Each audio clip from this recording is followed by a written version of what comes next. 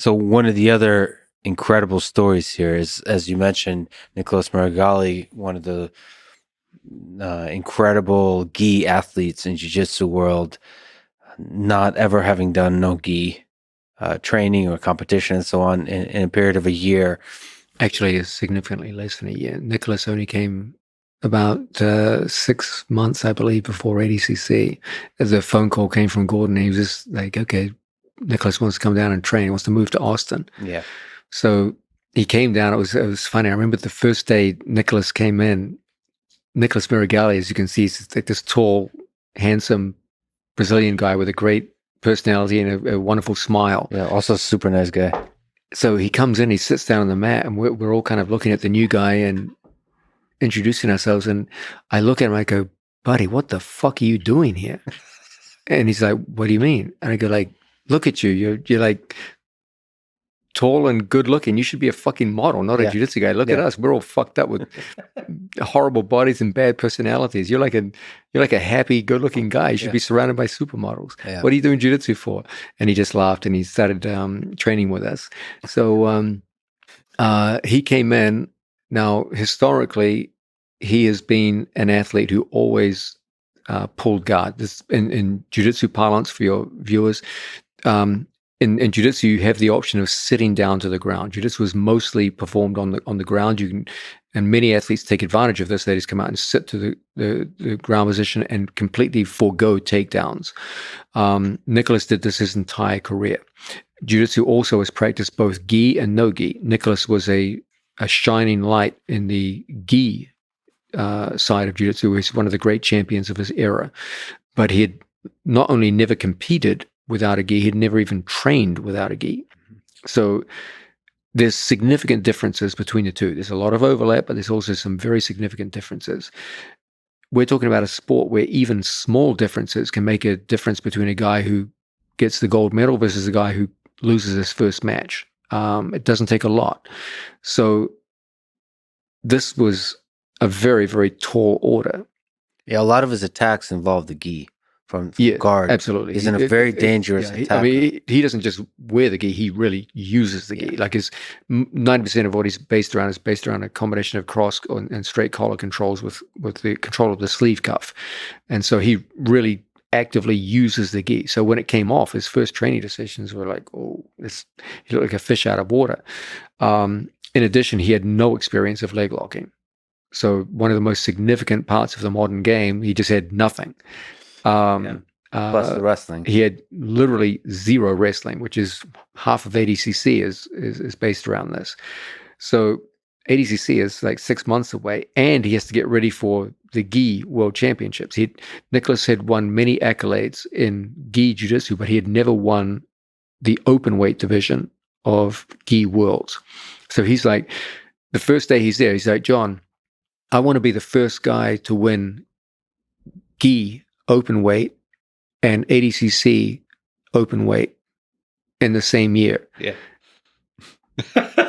I'm like,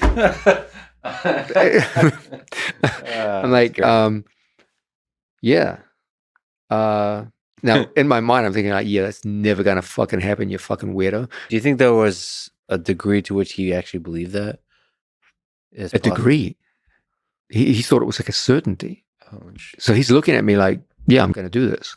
So I'm like, well, Nicholas, this is very laudable, and I approve of your confidence, and but this is a difficult goal you've set yourself. Yeah. But perhaps maybe like 2024 would be a more realistic way. He's like, no, I'm going to do it. In all seriousness, it is incredible that Nicholas Murugali had the guts to set such a nearly impossible goal. So what do you learn from this experience of setting a goal that most people would say is just unachievable, and him actually almost doing it? It's on the surface just absolutely crazy. Like when he mentioned the goal to me, I was, as I said, just looking at him in almost like disbelief. I didn't want to show it on my face. And yet he came within inches of actually doing it. He won his first ever gold in the open weight with the gi and got to the finals and lost a tight decision in the finals and to take a silver medal. He wanted 2 golds. He got a gold and a silver. And there's a sense in which the sheer audaciousness of the goal set seemed ludicrous when it first happened. It's like, this is insanity. And yet he came at it with a plan. He came at it with his characteristic passion and hard work, and came within inches of doing so. And there's a sense in which you could look at it as, oh, he had a plan and it failed.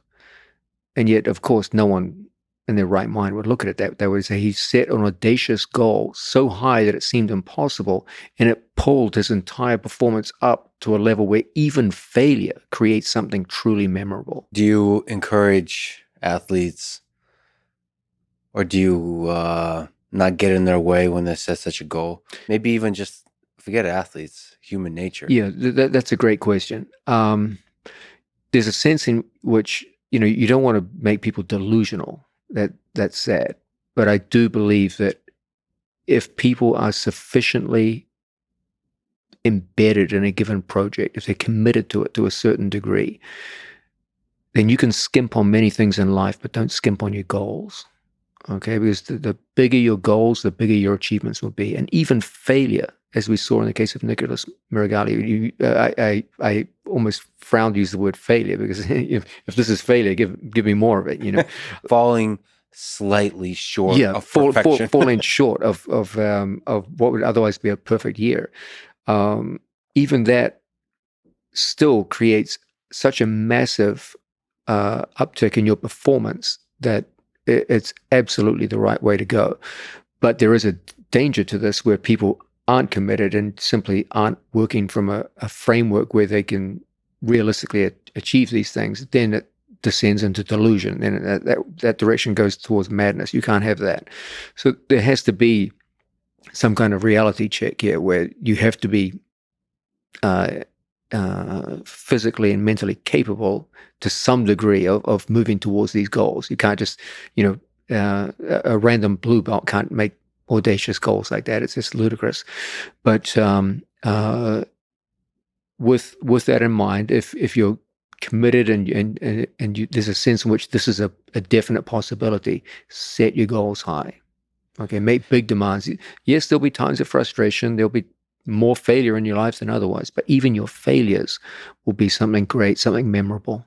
See, but in the near term, you would be hard-pressed to find any data that justifies that goal.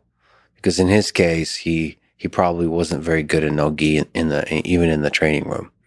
So it's like, where do you look for even inklings of hope? We saw it in incremental progress with each successive competition that he was in. His first competition, he looked good, but not great.